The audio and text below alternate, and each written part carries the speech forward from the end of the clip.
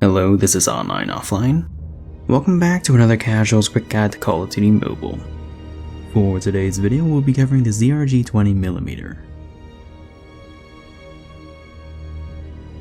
Introduced in Season 8 of 2022, the ZRG is a multi-caliber bolt-action anti-material rifle from Black Ops Cold War. For the Halo fans, you may recognize this as the sniper rifle used by the UNSC.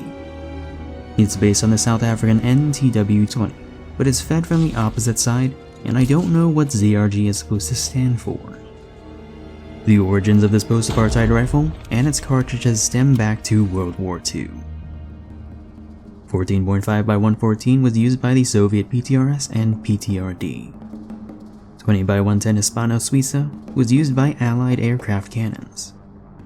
20x82 was used by the Luftwaffe's MG-141 autocannons. The latter was salvaged by the French and exported during the Cold War. Economically isolated for its policy of apartheid, South Africa developed its own variant. When those sanctions were lifted, the Rainbow Nation could rejoin the world economy and make seemingly space-age weapons for a post-Cold War world. Weighing over 60 pounds, the NTW was designed by Tony Neophytou using parts of an autocannon and is identified by its distinct square carry handle. In the 2000s, India did consider buying them, but due to allegations of corruption, opted to design the domestic Vidwansa. However, the Indian Army never adopted it because it was too heavy compared to the Barrett 50. For reference, this technical bullpup is twice as heavy as a Barrett 50. During a 2013 UN peacekeeping mission, a South African sniper used a 14.5 variant to achieve what is now the 10th longest confirmed kill from over 2 kilometers away. The target? M23 rebels in the Democratic Republic of the Congo. Back to Call of Duty Mobile. Base damage per shot is high, and will normally one-shot anywhere above the legs from any range, like the DOQ, Koshka, Tundra, Stopping Power Kilo Bolt, and Locust. However, the fire rate is slow for a sniper at 46 rounds per minute. The only rifles slower are the HDR and a modified SBR. In terms of mobility, it's tied with a Koshka for below average base sniper movement. The base sprint out time is standard for a bolt-action sniper, only behind the HDR, Rytec, Chopper, and MG42. The base ADS speed is died for the second slowest sniper, but with a max ADS speed build with 4 attachments. It's between a maxed out Locust and Arctic 50. If you used anti-vehicle rounds, then it's relative to the HDR. The raise time is comparable to marksman rifles. The base mag size is 5 rounds and can be extended to 7 or reduced to 4. When empty, you can reload cancel before you use the charging handle. With spare rounds, you can cancel as you insert the mag. Speaking of mags, the first ammo conversion is Armor Piercer, and I'm assuming this is 20x82. To make up for having no FMJ, the penetration and stomach multiplier are increased in exchange for slower strafing and reloading. The ZRG can already one-shot to the stomach, but not through the thinnest of wood. With these rounds, you can do so through thick metal like its FMJ peers. The other conversion is anti-vehicle, presumably 20x110. In real life, these are single shot from the chamber because no one makes mag wells that big. Luckily, we don't have to reload after each shot. They also increase your stomach multiplier, but not enough to wallbang like Armor Piercer. Rather, its niche is one-shotting to the entire body from any line of sight in 100 HP multiplayer. As the name suggests, it also quadruples damage to vehicles, ideal for ground war and BR. The downsides are slower movement, ADS, reloading, and 1 less round per mag. Thus, it's not ideal for aggressive quickscoping. As for accuracy, the ZRG has steadier idle sway than the average sniper. Of the ones that I've covered so far, the only ones more stable are the Rytec, HDR, and Tundra. The base breath hold time is the standard 5 seconds for snipers. If you go for speed like most people, you can expect 2 seconds.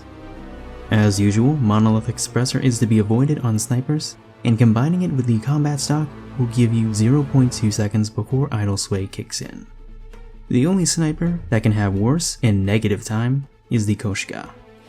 The scope doesn't completely block your peripheral vision like the SVD, Koshka, and HDR, but you could use the default DLQ scope if you delete the model.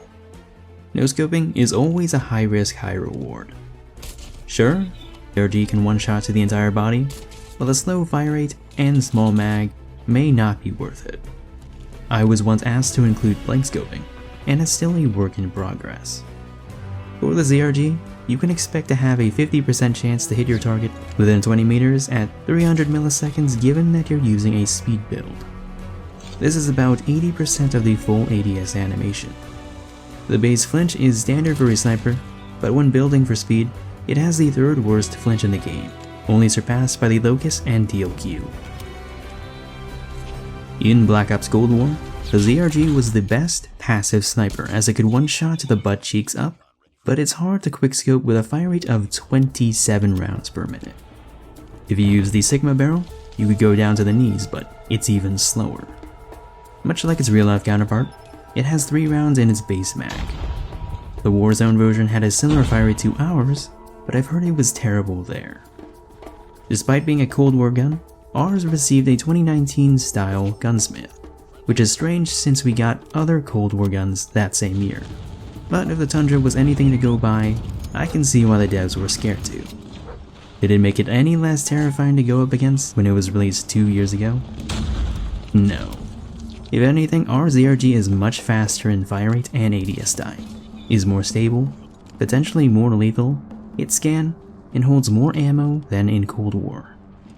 The anti-vehicle version was the best sniper for 2 months because it had the same one-shot consistency as the Prime Arctic 50 with stopping power, but with the same ADS time as the Locust. Later, when scope glitch was added, the base mag size was reduced by 1, and the anti-vehicle rounds now had slower ADS and reload times. Since then, it's become a more niche weapon reserved for high-stakes modes like S&D or extremely far ranges like BR. If you find yourself on the receiving end of leg shots, you could use Serpentine, but it won't save you belly up. So, how does the base version compare to some of its fellow belly up bolt actions? First off, the DLQ has a faster fire rate, faster reloads, has a less obstructive default scope, more ammo, and can wallbang to the stomach through medium thick metal without FMJ. The ZRG is the faster weapon with gunsmith and is steadier for hardscoping. For reference, the sway of the DLQ's speed build is on par with the max sway of the ZRG. The DLQ only needs 3 attachments to achieve its max ADS speed, so it has 2 more slots to spare compared to the ZRG's 4. The ZRG and Koshka have the same breath hold times, and both have armor-piercing rounds instead of FMJ. Unlike the ZRG, the Koshka has high enough multipliers to wallbang to the stomach through medium thickness. They both shared similar stats in the past, but whereas the ZRG remained stagnant for 2 years, the Koshka got buffed. Sure, I'm not a fan of the default scope, but you can delete both their models. Revisiting its fellow Cold War sniper, the Nerf Tundra is still very well rounded and only needs 2 attachments for its max ADS speed.